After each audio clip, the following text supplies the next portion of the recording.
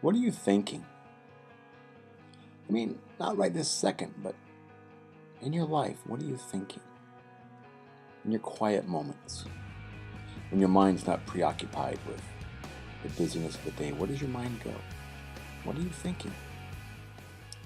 In the Bible, in the book of Galatians, the author, Paul, tells us that there is a battle that rages between the spirit and the flesh. And one of the battlefields of this war is in our minds and what we think, what occupies our thoughts. And Paul tells us that the works of the flesh are evident. And those are sexual immorality and impurity and sensuality, idolatry, sorcery, envy and drunkenness and strife, hatred and jealousy. Are those things that you're thinking about?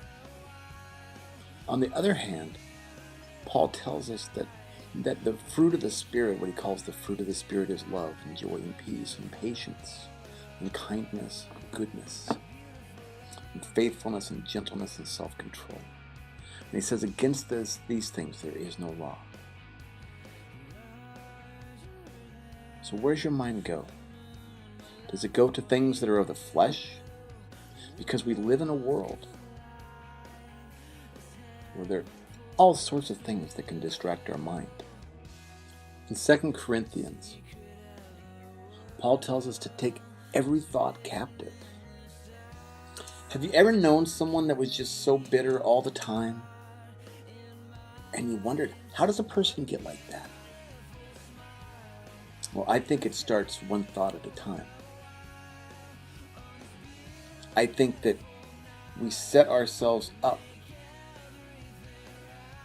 against someone and we become envious, we become strifeful and prideful, maybe jealous or angry. And before we know it, we're living a life in the flesh full of hatred and malice. Here's what it comes down to. There's an old story that Thomas Aquinas was talking to one of his young students.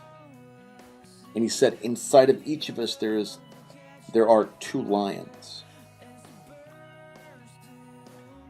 And one is good and one is evil. And the one is envy and strife and hatred and malice. And the other is love and peace and joy and happiness and harmony. And they're in constant battle. And his young student asked him, which one wins?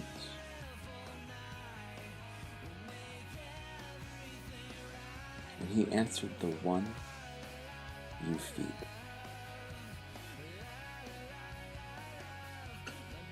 Which lion are you feeding?